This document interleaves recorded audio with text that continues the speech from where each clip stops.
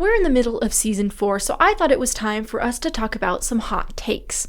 2 of the 3 we'll talk about are from me, but one of them is from one of the fans of the podcast. Stick with us for some controversial takes, some takes that shouldn't be hot, and some great music suggestions. Welcome to the Music by Mads podcast, the music podcast for mainstream music lovers.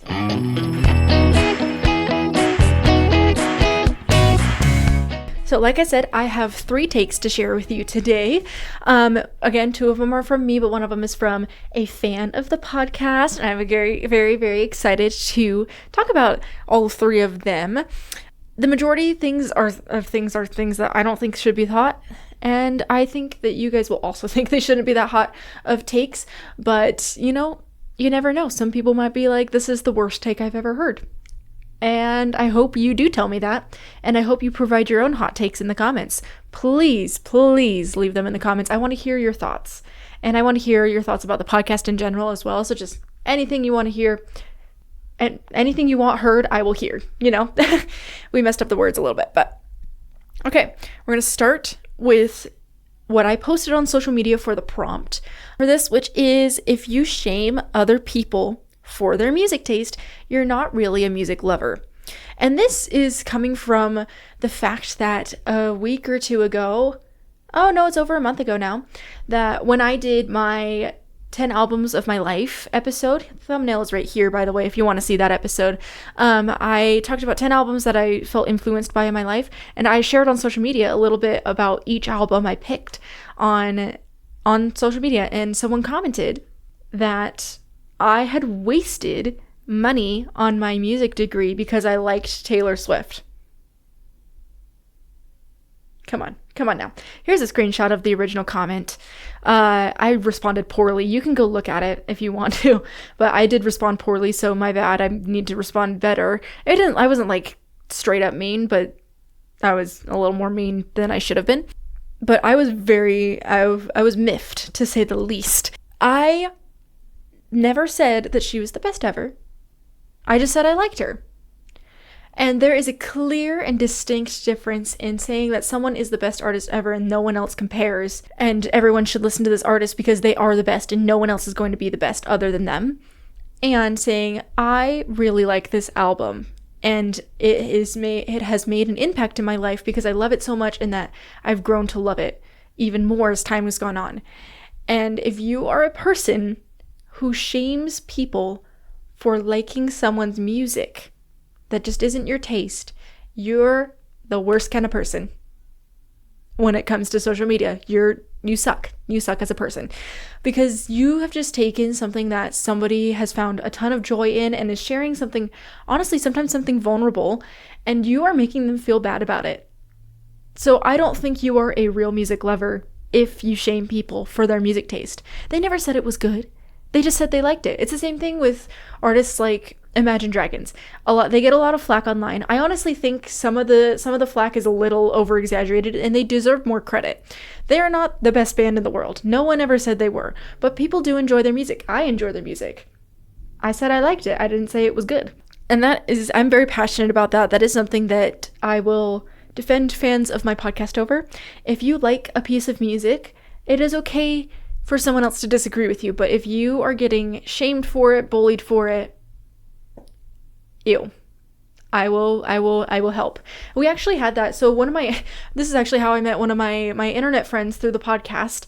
They commented something about Conan Gray being amazing, and they're a huge fan as well, and we've talked about it. They actually went to a show, I think in Boston is what they said was the show they went to, and someone else started attacking them in their comments and then went into their DMs and started harassing them.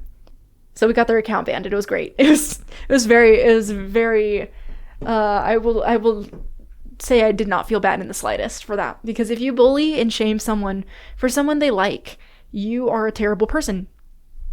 And I said the same thing over and over again, but we're just drilling it into your heads. If you are that person, stop. Get some help.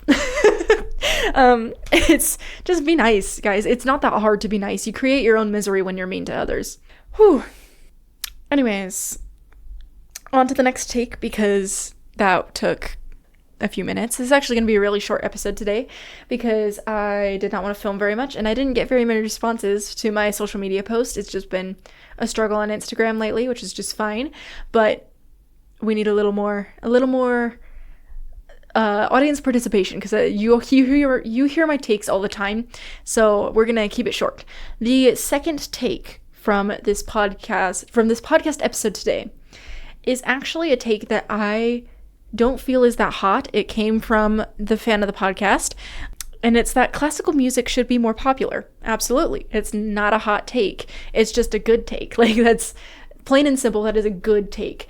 I love classical music. I did major in music in college. I have a degree in music. I adore classical music. I'm actually going to the record store after this to try and snag a used Dvorak Symphony 9 vinyl for $5 because they posted it on their Instagram, so hopefully no one snagged it before then, but I mean, more people are interested in more mainstream music. But if you are wanting to get into classical music, I did do an entire episode my very first season when this was a school project, the semester I graduated.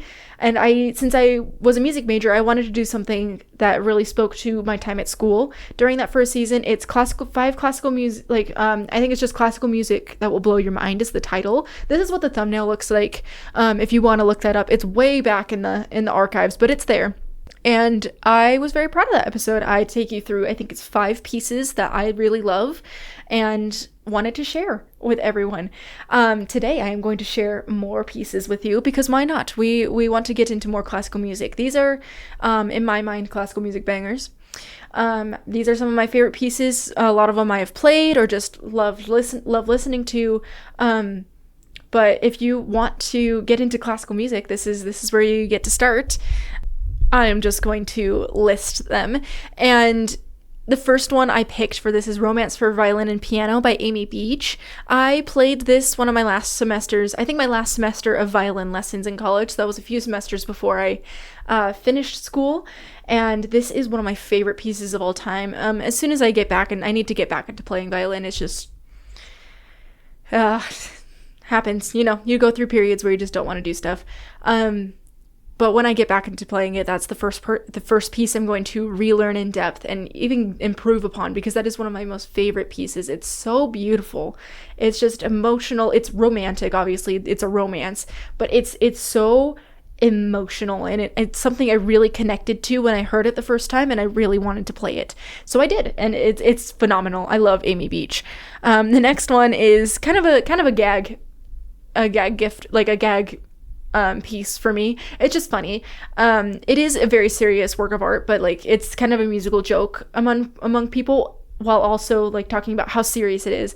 And it's 4 minutes and 33 seconds by John Cage. So if you don't know about this piece is 4 minutes and 33 seconds of silence. The John Cage went up, he sat at the piano bench, started a timer, and sat there for 4 minutes and 33 seconds because he was of the belief that anything can be music, even audience noises. So coughs, little laughs, little sneezes, like things like that, just like murmurs, anything like that could be considered music. And so that's what he did, is he made that point by sitting there for 4 minutes and 33 seconds. It's a very interesting piece. It has kind of become both a joke and been as a very important part of music history and part of a huge movement in the late 20th century. Then we've got Symphony No. 3, Eroica by Ludwig van Beethoven. This is his heroic symphony. Eroica is heroic. He originally wrote it for Napoleon, but then he was like, wait, never mind, you kind of suck as a person, and it was no longer about Napoleon, and it's just heroes, dedicated to heroes and the heroic. It is a very wonderful piece. Everybody goes to Symphony No. 5 or Symphony No. 9, which is Ode to Joy, generally, but I think the third symphony needs its flowers, and I think it's a wonderful, wonderful piece. And then the last one is Prelude to the Afternoon of the Faun by Claude Debussy. He is an impressionist, and I love Debussy. I actually just went to the record store a couple weeks ago, and I got a Debussy vinyl, which has Prelude to the Afternoon of the Faun on it, and it is just the most beautiful, stunning, like, it's just impressionist work, which is meant to give you lots of feeling. I'm a fan of the romantics and the impressionists and just like evoking feeling in people. So those are my bangers that you should get into, and I think that's going to be some of the most time we spend on any of this is that. But the last take we have for today is another one that is mine, and it's going to be the most controversial one. I think Swifties need to cool it with the clowning.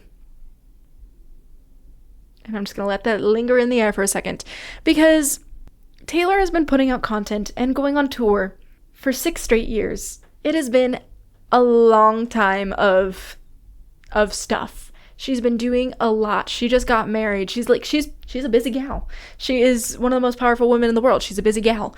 But she cut her hair, and people are like, oh my gosh, it means something. Oh my gosh, it means something.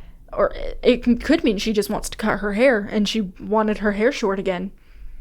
I mean, we don't know definitively if that actually meant something, and the way people have reacted to her simply cutting her hair is asinine. It's crazy. It's insane. I am not talking about, however, the stuff with the Empire State Building, because that clearly was a hint. Green with the capitalized TS, which are her initials. That's a whole different thing. I'm talking about personal details of her life where it's like she cut her hair and everybody's like, oh my gosh, debut Taylor's version's coming. She cut her hair. There's no, like, I don't know what to tell. Like, that's not a definitive sign. That should never be a sign. Like, I don't think that's very clear. She's still deeply entrenched in her showgirl era as of right now. And I think people need to actually enjoy the era that they're in rather than clowning for the next one constantly. Because if you're never satisfied because you want more, well, you're just never satisfied. It's a miserable way to live, to never be satisfied.